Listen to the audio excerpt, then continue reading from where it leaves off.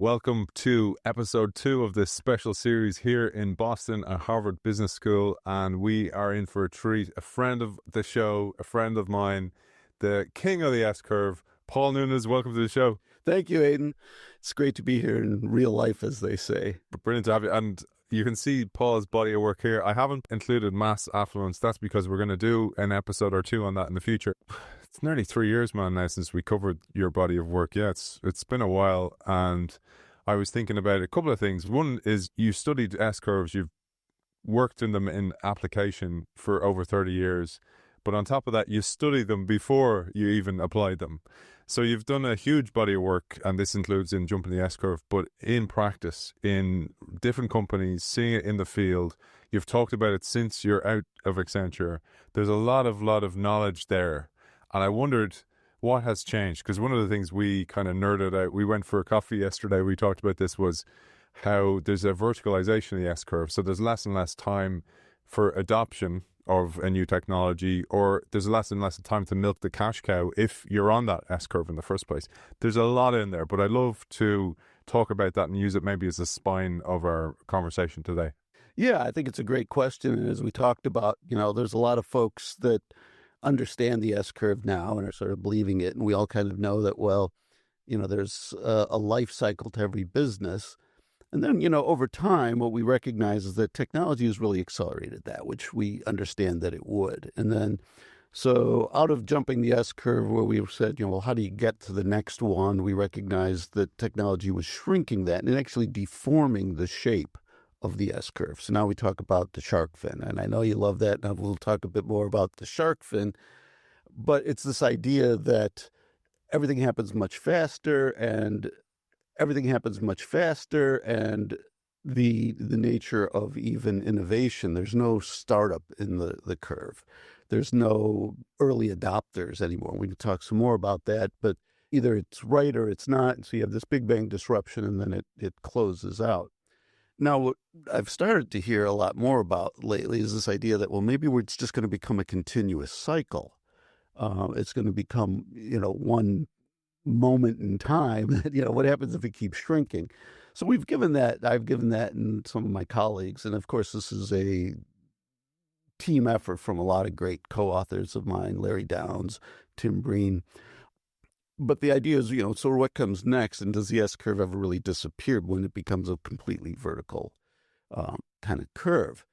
And what we've come to the realization is, and I think our point of view is it doesn't. It's not. It can't. People think, maybe we're going to get into this perpetual, and we joked about it even at coffee. It's like, if it ever becomes perfectly vertical, we're going to simply say, that was an idea. I wish I had got it out of the chair, right? Because you'll have the idea, but it's like, no, it's moments past. So it's like, all right, so it's going to be short, but it's not going to be instantaneous. And so then you're going to have to think about, what do you do when you have the idea? What do you do when you operationalize that and try and make it work and make it real? And then you're going to try and exploit that. And what do you have to do to that? And then you're going to have to get out of the business before you spend all the money pouring it back in, trying to innovate into the next thing.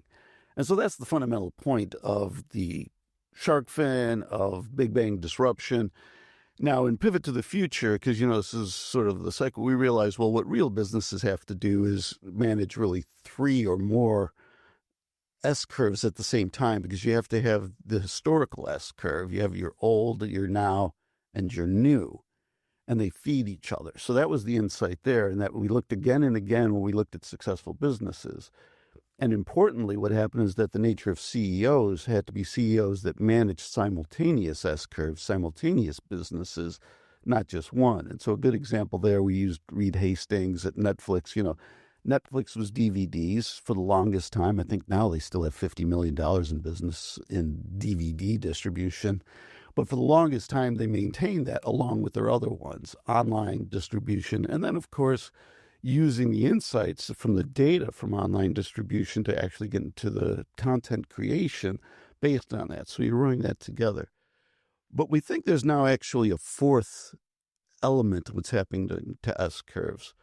And it's starting we left a little, I think I mentioned to you, is, an Easter egg in Big Bang Disruption, because we only mention it in the conclusion. But what happens when you can no longer play the entire curve and be an expert or deliver on the entire curve? What happens if you have to become a component of it? And that's something we talked a little bit about yesterday, and something I think we can talk a lot more about today. So let's get some terminology so everybody's on the same page here. But you've given a big overview of there what we'll talk about. Let's build towards it. So the first is, let's tell our audience what the S-curve is, and maybe then the three hidden S-curves that exist inside the S-curve. So this is coming from jumping the S-curve. So that's a great point. So let's start from the first principles. And actually, the first principle comes even before the S-curve in our research, which was the question of high performance. You remember that Accenture was high performance delivered. And so what Tim Breen, my co-author, and I really worked to do is to try and understand, what is business high performance? What is it you're trying to achieve? What's winning? And we have for decades had the argument about shareholder value, right? Is business all about shareholder value creation? And you can argue back and forth, but at some point there's got to be some element of profitability, and some element of renewal and continuation and survivorship. So when you look at that, then you say, okay, well, what does that look like in a real business? Well, it looks like the evolution of a product or service. It looks like we think of something people want, we test it, we work it, we start to sell it, they don't want it exactly, so they don't pay us as much as we'd like, or, only innovators buy. And then we have the whole Everett Rogers bell curve of, we have innovators, early adopters, late adopters, and, laggards at the end. And so the point of that was, how do you manage a business across that? And in fact, actually, if you look back historically, the famous book, Crossing the Chasm, well, Crossing the Chasm was principled on the idea that you have to sell the product, and then you can use the money that you get from the early sales to pay for the next round. Well, what happened in Big Bang Disruption is we found that with what we call near perfect market information, people either want the product or they don't. So there are no more early adopters. So what happens is you fail, and then you succeed wildly, and then you come out of it. And that's the shark fin, and that's what's getting shorter and shorter. So just let's explain that, because the example you give was an apparel company, Giant Apparel or American Apparel. American Apparel. Apparel. And they American Giant. American Giants. I knew it was. And they had this sudden hit, and the near perfect information is like a social media post or a website suddenly features you, or an influencer, Kim Kardashian, calls you out. And so what happened in the example of American Giant, I believe it was Slate.com came out and said that one of their sweatshirts with spangles and, rhinestones and stuff was the best sweatshirt in the world. Well, what happened was they got overnight, from the time that article came out online, they got overnight 500,000 orders. Overnight. And the question is, if you've ever only made 30 or 40 or a couple of hundred of these, 1,000 for different stores, how are you going to make, what eventually became 50,000 and 500,000 orders from around the world? How are you going to capitalize on that? And the reality was that they couldn't. You can't tell people in a fashion business, well, let's wait 6 months until we got to make them for you. It's like, I make them for you. Do you mind, waiting 6 months? It doesn't work. And we call this catastrophic success. So we started to live in a world of catastrophic success. Now is a great season to understand that. And Christmas time, right? It's like, well, the stuff that's going to be hot right now and the stuff that's sold out right now is not going to mean anything to children, to adults, even in 3 months, 6 months. And then we can talk a bit more about versioning, if you like, this whole idea of even an iPhone 17, right? Well, where's 18? When's that coming? I'll just skip this cycle. Maybe I'll just skip this cycle because I'm a little short on cash right now. And so the whole thing of how it affects the strategy of when technology is fast like that, versioning becomes so important and resale becomes important. There was an example I was thinking of, apart from American Giant, which was Peloton, for example, or we saw it a lot with the COVID businesses that benefited from the COVID push to an adoption. So Peloton had a huge growth, totally overgrew their capabilities, hired massively, and then all of a sudden that they don't plan on what happens when the pandemic's over, for example. Yeah, exactly. And that's the whole thing, and that's where technology can help, and that's where the nature of how you fulfill market demand shifts, is because when you're trying to operate at that sort of speed, and it's one thing to try and get in and out of supply chains, in and out of retail venues at speed, but then there's also the talent curve, which I know you're very excited about. But how do you move in and out of a talent curve, whether it be the short-term sales people, that are selling Pelotons? Do they know the product? Do I have to train these people? How much is it going to cost me to train hundreds or thousands of people in the product, only to find out 6 or 12 months later that I don't really need all those store salespeople, because the floor traffic in the stores has, dropped by 90%. So it really is this question of operating at speed, changing at speed, and doing so in a way that doesn't disappear. That doesn't get you the whole thing that says, well, I'm not even going to bother to try and sell Peloton or whatever it is, because I know that the window is going to be so short that I'm not going to be able to monetize it to make it worth my while. And I think that's a real interesting question that's coming into businesses too, is I think there's probably a lot of innovation, a lot of innovative ideas out there. And nobody really talks about the operational challenge. They talk about the operational challenges of getting things done and organizational pushback and stuff, but they don't really just talk about the nature of, returns and motivation in the short term. It's like, well, is it worth my while? So that curve, so I am Peloton, my S curve's kind of gone like that.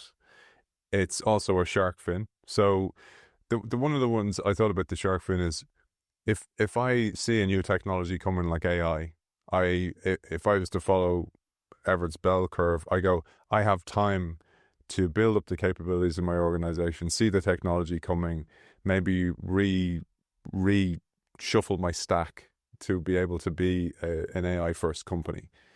In the old days, I would have had time to do that. But with the shark fin, the way I kind of see it is, if you see the idea of the shark, and I want to give Paul his gift here now. I got him this, and I'll show this on the screen properly, but this wasn't shot far from here. It's a scene from Jaws where the kid is in Jaws' mouth, and underneath it says, "Stay positive." So, thank you. I love this so much, because I think it's so true, and we'll talk about it at some point. I mean, the idea of staying positive when you are in the jaws of the shark, catastrophic success, or when you're worse, the victim of a, like in the book Garmin or TomTom, when you're in the jaws of Google navigation. It's like, how do you stay positive? And I think it is interesting. One of the greatest challenges, which was actually put to me, it was a great story. I used to run a chief strategy officer circle. It was one of the best things in my life. It was like 40 different major company chief strategy officers getting together quarterly to discuss their strategy issues. And one of the things I said sort of naively, was talking to one of them, was, when you're in big trouble, how do you keep, at it? How do you tell people, let's keep going and stuff? And he was like, well, Paul, if you don't believe you can win, you don't do it. And I think he was a little appropriately offended. That was sort of like, well, are you saying that I, lie to my people? Yeah. Because I was kind of like, well, the big bang's coming. You've seen this. How do you? And so, but I also think, it's probably a nice thing about humans in general, is that we have this optimism and we have this belief that everything, particularly I suppose as Americans, that everything is conquerable, that everything can be, and that, we're going to work our way out of it. Just like this. So when you're in the jaws of the shark, stay positive. And if that doesn't help, this will help. This is alcohol. Oh my goodness. That's an Irish literacy that you supposedly cannot get in the States. So my goodness. You can use that for the Christmas cake, maybe. And I do, yeah. I might apply that directly to, what do they call that? Apply directly to the source or the problem. Skip the cake. So let's get back. So shark fin. Let's really give it definitive. Lovely, thank you. A pleasure, man. understanding of that shark fin, because I think that's key, and that will help us leverage then if we go, okay, the shark fin's compressing, but so is the S curve straightening. That means the nature of how you manage your S curve totally changes. And and I'll come to this in a second, that's the Easter egg at the end of Big Bang Disruption. But let's start with the shark fin. There's two things that started. So the one is when we started to understand the shark fin and how do you manage company differently for that. And basically what we did is we broke it down into 4 segments. There's the kind of before you sell it, the invention, the getting it right. There's the scaling, the rapid scaling, which is the, oops, the market really wants it now. What do we do? And how do you plan for that?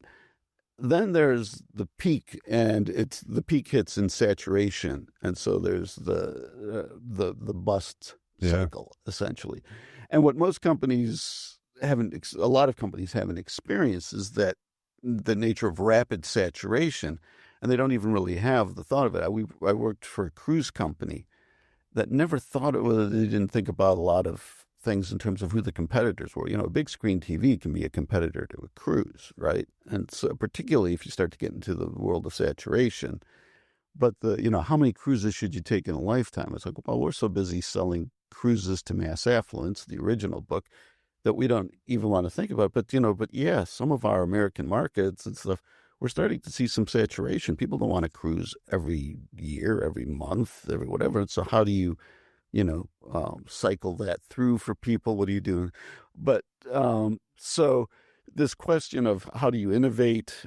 What does it mean to be fail, fail, fail, succeed wildly? How do you partner for that? All things we talk in the book. And then particularly the entropy, which is how do you get out of this now? And I like saying in the book, and I used a time before, was that there's no business so great that it can't be destroyed by messing up by messing up inventory. If you mess up inventory, you mess up all your profits regardless. And so there's a great, example in there where, Microsoft built a slate, computers and they had $1 billion in inventory that had to be marked down because it hadn't been sold and now it was dating. And so your inventory, so that guess of like, well, how many am I going to sell right now? What's the risk I want to take? And then how much profit can I make off of that and not lose it by creating too much and having to sell it at discount and all of that is critical. And then there's the last part, which is the entropy, which is how do I reuse stuff? So that was all of the change in the nature of strategy that we looked at there. And I think what we're getting to is what I call the Easter egg in the conclusion. And we started a next round of thinking that we're like, the books, the book has it all that we can't go into. We can't create another book. That's the next book. In some ways, I hope it to be the next book. Yeah. This is like the little cliffhanger. Yeah, but it's really this idea that, well, can you do vertical integration? Now you've got a vertical curve. Can you do vertical integration anymore? Is it even possible? And so we started looking into that, and we started coming to the realization that, it's harder and harder, and many industries are starting to come to that realization. Yeah.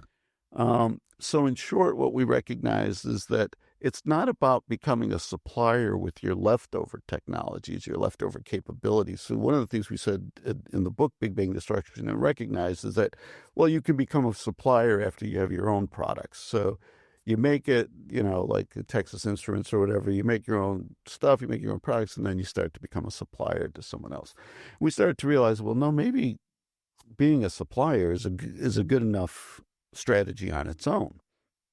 And then taking it to the next level, was like, well, there's really only 5 roles in this network of managing an S curve that are really important. And so I'll just go through them quickly for you. The first one is creator, in any order, but it's creators. There are creators. There are people and companies that think up great stuff that people want. So they sort of integrate what the market wants, knowledge of the market, but they integrate that with the second role, which is what we call the inventors. And there are companies that are inventors. They do the pure research. There are assemblers that then make the stuff, and manufacturers that make the things that are assembled in bulk. And I go through that quickly because I want to give an example of the whole thing and how it works. So you take like an iPhone. Apple is the creator, it's like designed in California, made in China, right? Or made in Asia. Hong Kong is what it says right on the box, I believe. So Apple is a creator, and it gains tremendous power in this horizontal integration by the fact that Foxconn, as we all know, is the assembler of this stuff. They work with companies like Corning for Gorilla Glass. Corning invented Gorilla Glass, that hard glass that's on the surface, and manufacturers at bulk chips like Texas Instruments, Samsung, and everything else to have it brought together through Foxconn. Foxconn also handles a lot of the distribution, logistics, and everything else. Now, at the center of all that is the coordinating function. So another role is to be the coordinating function. You can be the supply chain software, you can be the website, you can be the communications provider. So where's AT&T fit in that? Somewhere in this coordination enabling. But really, if you take those 5 roles, you recognize that increasingly, and we've done research on this, increasingly in industries, that's where the focus is becoming, being really, really good in one of those areas, and then enabling a more virtual S-curve from all the different partner suppliers. And how you imagine that and coordinate that and think about strategy in that. Because the interesting thing is that now I've externalized the strategy. It's not just my strategy. I have strategy for how to be a good supplier into this network, but I also have to deeply understand the strategy of the network and the threats to the network. And hopefully I'm in with enough big companies in the big enough network that those become kind of less and less or more and more manageable. But I mean, a quick example sort of is like, well, if I'm a supplier of, gasoline engine parts to an automotive industry that's not effectively prepared, and I'm not effectively prepared for a battery breakthrough, which I don't think we're at yet. We can talk a bit more about how that affects things. But, once there's a real battery breakthrough, we're going to see a dramatic shift. And many of the automakers, we're all sort of, the world isn't knowing this, but if you're a supplier, it's really easy to say, well, I got to worry about how to be the best supplier. I don't really have time to worry about where the automotive industry is going and what I'm going to do and what I'm going to make and what I'm going to sell to the next network. So let's bring it back to something you planted the seed for earlier on, which is the supply chain. The supply chain becomes really important if you're an assembler like an Apple. And I think we talked about this before, the nature of Apple booking up all freight months in advance before Christmas because they know they're going to have a massive sale of Apple phones around Christmas time or whatever it is. They plan for these things well in advance. And it was part of the orchestration of Apple in the first place. But back to your point about the difference between supply chain, we had Yossi Sheffi, MIT professor, one of the world's experts on supply chain before, and he said, the problem with the supply chain is there's tiers in the tiers. So if you go down the tiers of your supply chain, sometimes you don't know where the outsourcing is happening. And what that speaks to me in what you're saying about if I'm managing an S-curve, and that S-curve now used to be vertical integrated, and I used to be able to make my own chips, for example, or say, for example, I was Apple and I made my own hard glass, so the screen didn't crack. But now that's catastrophic success and that business is screwed. I'm left with all this skill set that's no longer needed. But on the flip side, if I've outsourced it all and my companies who supply me are in trouble, and there's tiers in the tiers, I'm in trouble. So my strategy and how I approach strategy has to totally change, because it's not just understanding my strategy, it's understanding the strategy of my collaborators or my partners or my suppliers, but also the longevity of those, because if they go out of business, I'm in trouble. Exactly. And that's why I think in some ways, which is really interesting and fun, is that being the chief strategy officer, strategy is more interesting and more fun now and more complicated than it's ever been. Because exactly to your point, what happens is if you think of that as sort of that triangle, that pyramid, at the top is the product, and then I've got all these tiers. But what's interesting is I've also got these other triangles in different industries. And so if I'm a down here tier provider, even if I'm the most important and I'm supplying, millions of units of pieces that go up into here, I also have to think about maybe I should be at the bottom of somebody else's pyramid.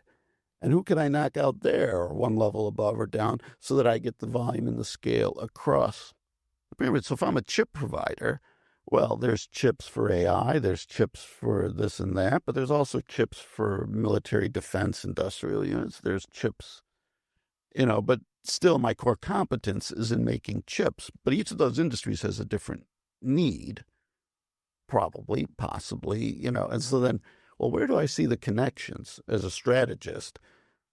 And where do I see, the ability to link those so that I can get the scale, and so that, my operating in the defense industry really helps the AI, ops center chips and the chips for that. So you think of like Nvidia, right? It's like you've got to do it across, and then the whole thing of, does Nvidia have suppliers? And it's really fascinating if you look at like Nvidia, so, and then you used the word before, foundry, which I think is a great word, one that we actually used when Intel a number of years ago, came to the foundry insight. It's like, well, because the logic was always, we make chips, sure, and we don't make everything, but we design and make chips. And like, well, what if somebody else designed the chips?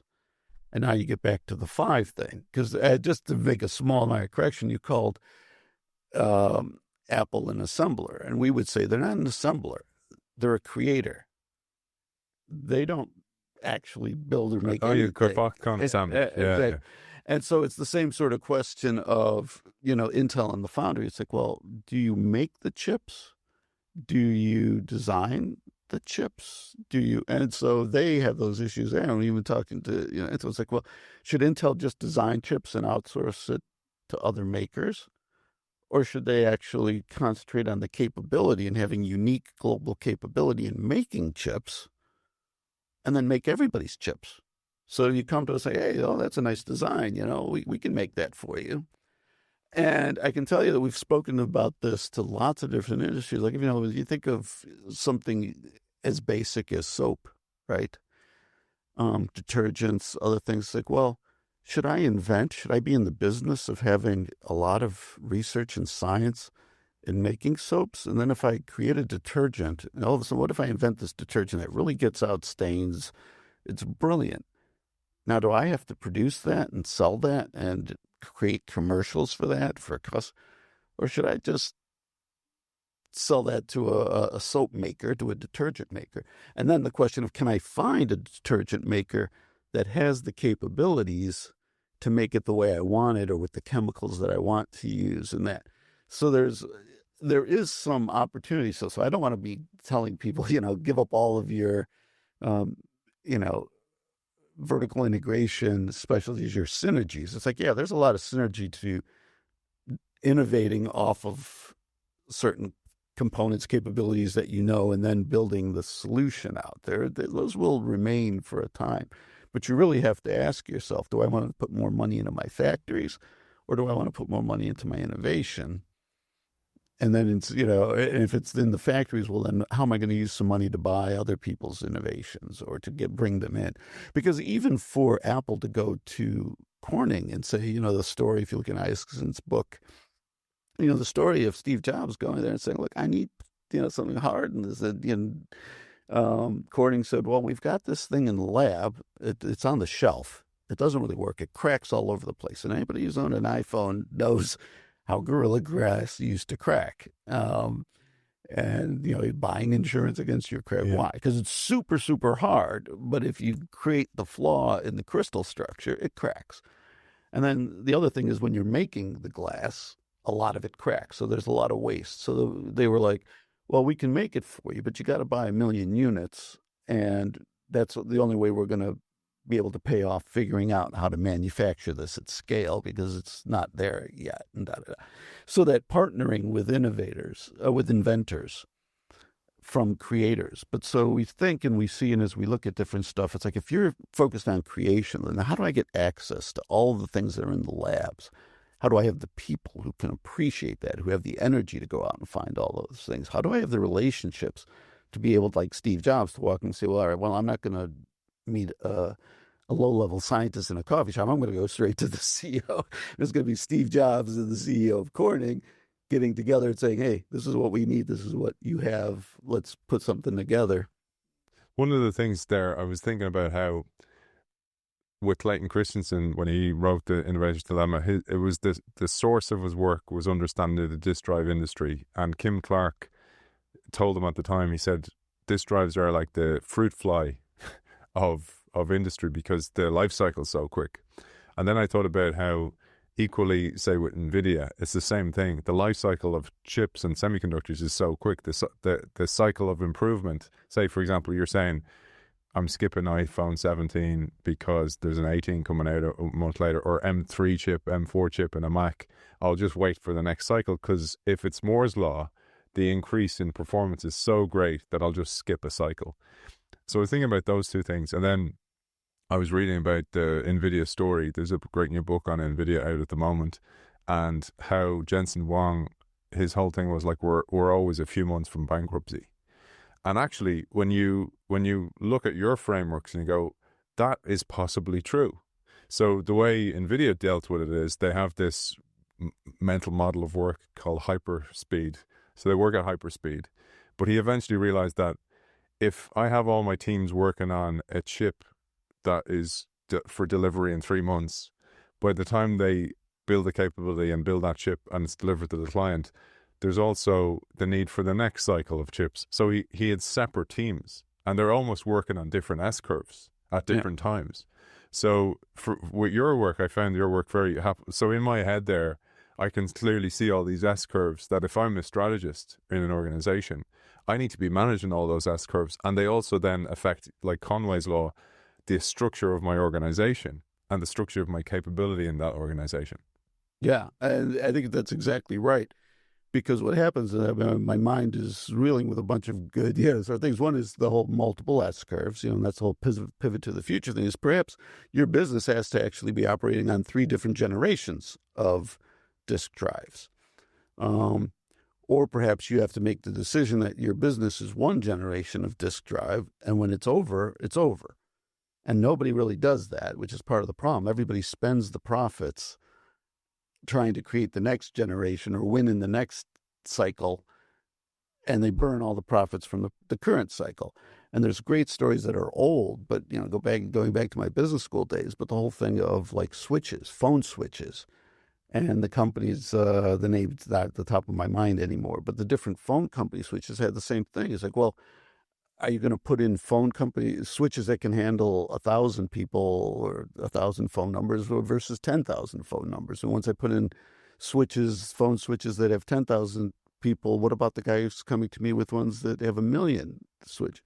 So you have this versioning thing. And so as a strategist, it's a really interesting question. And the other question that goes along with the keeping the profits and not losing it to the next investment, the whole milking the cash cow question that we talked about, this capital investment into a generation of technology, or do I wait for the next one, which goes across all strategy? I mean, the question really comes down to what I think is really interesting is the changing in the nature of who accepts risk. Where does the risk reside? Who takes it on? And I'll give you a great example that we got in China and South Korea. A certain South Korea chip maker was building a fab plant, and one of our strategists, chief strategy officers, told me, it's nothing's real until you put $50 billion of steel in the ground. That was a rail company, but it's true, right? It's like when you're trying to decide where to put $50 billion of rail down in a country, you got to get the decision right. Well, the challenge for the South Koreans were, if I'm going to build a $10 billion fab plant, how right do I have to get it? And is this the right technologies, the right capabilities, and the machines and the stuff, the size? What's a fab plant? I'm sorry, a fabrication plant, a chip fabrication plant. Yeah. And so if I'm going to have a chip fabrication plant, it's all like the DRAMs, the DRAM, right? And gotcha. It's like the disks. It's like, if I'm going to build a disk that can do a gigabyte, what about in 5 years when it's a terabyte? And what they realized that, they were willing to sell, before there was shovels in the ground, they sold off the fab plant at 10 years to a Chinese company. So in 10 years, the Chinese company said, we'll take that fab plant for you at this price in 10 years. which allowed them to finance the original build because they had a buyer already who was going to buy it for, say 30 cents on the dollar in 10 years. But so this putting together, so when we think about risk management and when we think about investors and how we think about it, for these companies that still have, and there are many, many, many of them, and across even like high tech, there is a capital investment. In many ways, the competition in these scale roles is about, large capital investment. Then the question is, well, who makes the capital investment? Who takes on what level of the risk? And can we now start to create tiers of investors, tiers of time frames? Now, the hotel industry has known this for years. And we see, if you're into it a little bit, you see that, hotels get renamed and stuff. It's, well, yeah, because when a hotel ages, a hotel is beautiful, it's built brand new, 10, 20 years later, it starts to, look its age, then you can either sell it to a more down market brand, or you can spend an enormous amount of money, depending on its location, in terms of rehabbing it. But this whole idea of capital asset management across time and across, and then technology, the unknowns of the speed of technology, I think is making for really interesting things going on in the financial markets. That's also worth looking at in terms of strategy, because if you can't get the money, all of strategy, my point, and it's not necessarily mine, is this idea that, and I loved it though, is all of strategy is resource allocation. Yes. If you don't change the money, if you don't change who gets how much money, you're not doing anything. You're just talking. Yeah. Speaking of which, you reminded me when you were talking earlier on about Robert Bergelman, who had on the show, and he studied in depth. He worked alongside Andy Grove, Intel former CEO, may he rest in peace. And so if you think about this, Grove wrote that book, Only the Paranoid Survive. He was a lecturer in MIT. He was extremely well read. And he had Clayton Christensen essentially on the books, working for him, understanding the life cycle of a business. So they make this big decision again, and the resource allocation, it didn't actually come from the head of the organization. It was a decision made in the middle of the organization. This is what Bob Bergelman was telling us. But the thing I find so interesting about Intel is they made this major transition, this major S-curve jump. But then along comes the opportunity to make the chips for the iPhone, and they can't see a market in it. And they miss the jump. And to your point earlier on, is like, it's kind of almost yesterday we were talking about retirement and pensions. It's like, I have all my company assets. I go, okay, I'm going to invest them in the markets. That could go well, or it could go very badly for me. And if I'm using the previous curve's profits to fund the next curve, and I get it wrong, or I miss one, and that one was so profitable for me, sometimes it's so hard to cover. And the reason I share that is, it's no wonder so many CSOs are confused. They're not educated for this new world where these cycles are all changing, and things where you had some advantage in the past. You had what our mutual friend Rita McGrath would call a transient advantage. But to your point yesterday, but I have to be able to take advantage of that transient advantage. Otherwise, what's the point? Well, I think that's a great question, because it goes to the first thing I started talking about, which is, what do you want to be when you grow up? What is high performance business? And so, because we also talked about this a little bit, in our coffee conversation, because I think there's a real wisdom in comparison is the thief of joy. There's lots of different words. We're talking about life there, by the way. Yeah. But it's true in businesses too. It's like, well, does Intel want to be Nvidia, or does Intel want to be a company that gave its shareholders and its workers hundreds of billions of dollars over this 20 years? And I think that's where a lot of chief strategy officers have to step back to first principles, and why it's so hard to be a chief strategy officer in many ways, because you have to blend all of these different interests. And the story of it was like, well, what do shareholders want? What does the board want? What does the CEO want? What do the employees want? What capabilities do we really have? How deep in a hole are we? What's the likelihood of success? And that's why it's really easy to throw money on a roulette wheel if it's not your money. Yeah. But that whole question of, and the whole thing is, can you ever be happy? If you win $100 in a casino or $1,000 or whatever, can you ever be happy to just take it and walk away? Yeah. Say, not a lot of people win at the casino. Especially if you have the equivalent of a market looking over your shoulder going, what's the next thing? I mean, you think about Apple now just turned $4 trillion business.